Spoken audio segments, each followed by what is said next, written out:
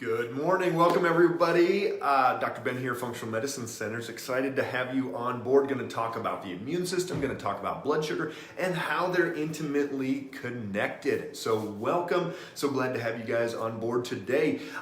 Pop down below where you're watching from. Love to see where everyone is watching in from.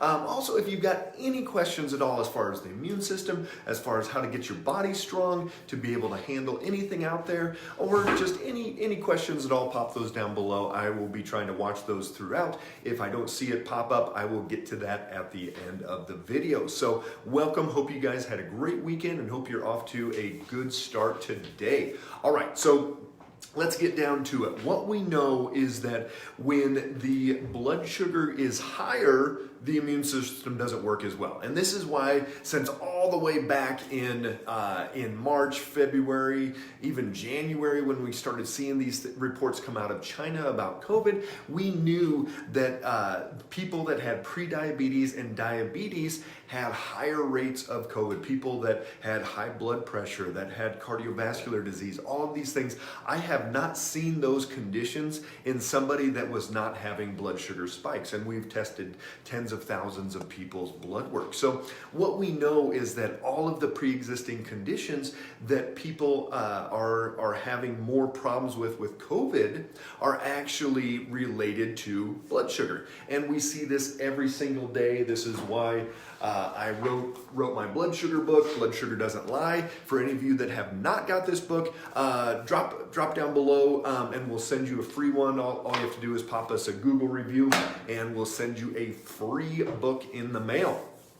So if you haven't done that already, go ahead and let us know on that. So that's why I wrote my book, Blood Sugar Doesn't Lie, because we know that almost every single chronic condition out there has a blood sugar connection to it, and that we have to keep that blood sugar as stable as possible. It's not just don't go high, don't go pre-diabetic, but it's that even the lows and the swings, I'll see people 80, 100, 120 point swings in one single day. So let's get into it. What the research shows is that sugar, especially eating sugar, but we know that even a sweet potato or going and eating some quinoa or some black beans, whatever, can spike people's blood sugar, and that can cause a lot of problems. So it's not just going and drinking a Coca-Cola. Think about this, 39 grams of sugar in a 12-ounce Coca-Cola. Everybody look down at your hand, and if you're drinking one of the mocha latte, whatever, Starbucks things, a grande chai tea from Starbucks is 42 grams of sugar. So give me a thumbs up if any of you guys are drinking some kind of a coffee slurpee thing with some sugar in there, or it should probably be a thumbs down for that one. But a grande chai tea from Starbucks has more sugar in it than a Coca-Cola 12-ounce can. So it's not just about, oh, you're eating too much candy, you're eating too much cake or cookies or things like that. We'll see a lot of things. Even some paleo chips will spike people's blood sugar into the 140s, 150s, areas like that are very problematic. So what does this tell us? Well, sugar is going to affect the body. That blood sugar spiking up is going to cause the white blood cell count, which are our main immune system cells. It is going to cause it to drop down. Chai latte is my drug of choice. Sandy, we got some work to do if you're hitting those 42 grams of sugar every morning. So every time that blood sugar goes up, the white blood cell activity, which is our main immune system cells, goes down. And it's going to start even within 30 minutes and last 5+ hours. Some reports say up to 10, 12, even 20 hours. Other people say 5, 6, 7 hours. Doesn't matter. We know every time that happens, your immune system suppresses. So think about this. If you know that you're going to the grocery store, if you know that you're going to go be around a bunch of snot-nosed little kids, guess what? You should probably keep that blood sugar as stable as possible. Why? Because if you're eating that muffin and chai latte before you go see those snot-nosed kids, and you get germs all over you, you're going to be a lot less likely to fight that off. So what do you need to do? Well, you need to keep that blood sugar as stable as possible. We see this, that the research also shows that blood sugar going up is going to trigger inflammation. Inflammation is going to have a negative effect on that immune system as well. We know that pre-diabetic and diabetic has been shown to increase the risk for COVID. Why? Well, their glucose levels are a lot higher throughout that day, and they're having spikes and they're not bringing it down. We know that insulin resistance, you guys have heard about that, I've talked about it a lot. Insulin resistance is going to drive that inflammation as well. High insulin is very inflammatory, but that's also going to affect the immune system and not going to allow it to work like it's supposed to. So we've got to stabilize this blood sugar. One of the best ways, and the things that I talk about in my book, is to stabilize that blood sugar via a blood sugar monitor or a glucose monitor. And you actually track it and see why it's going up and why it's going down. Hey Donna, good to see you. If anybody has been using a blood sugar monitor, go ahead and pop it down below. Tell us what you've been experiencing with that. We do it with every single one of our patients, whether it's a kid, whether it's an adult, whether they have high blood sugar, low blood sugar. We've got to get that as stabilized as possible.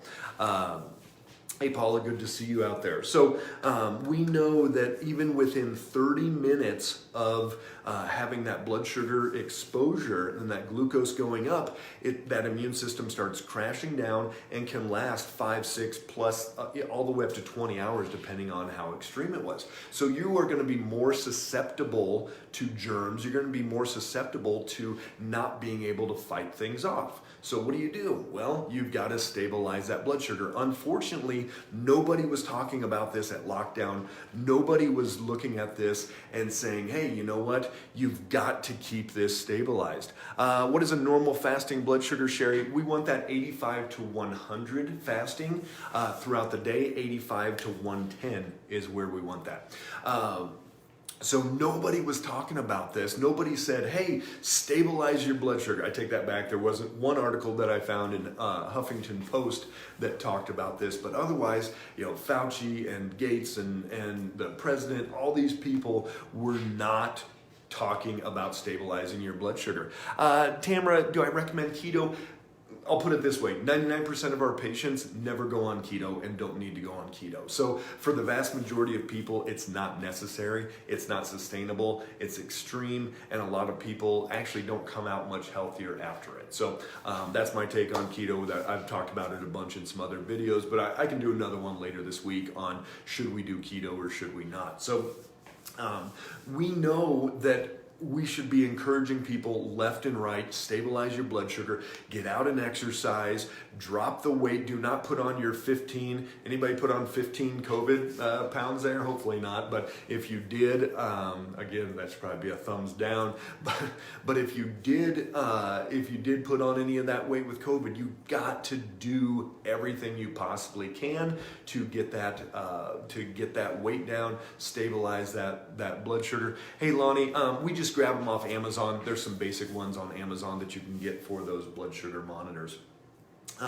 So excited for you guys to get your immune systems optimized. The way that you're going to do this is to stabilize your blood sugar. This is the first foundational piece that you need to do. Yes, you need your vitamin D, all types of different things, but you've got to get it stabilized. That's that foundational piece. It's going to help with inflammation. In the first 30 days when we stabilize blood sugar, the vast majority of people are going to be down 5, 10, 15 pounds. Their inflammation starts going down, so their weights fit better. They're able to make energy. But insulin resistance is the same thing as anemia as far as the decreased energy goes. So you need to make sure that your blood sugar is getting into the cell, and you do that by reversing your insulin resistance. So it's crucial for your energy production to have proper blood sugar. If you're anemic or if you're insulin resistant, it's going to feel the same. You're going to have that decreased energy. So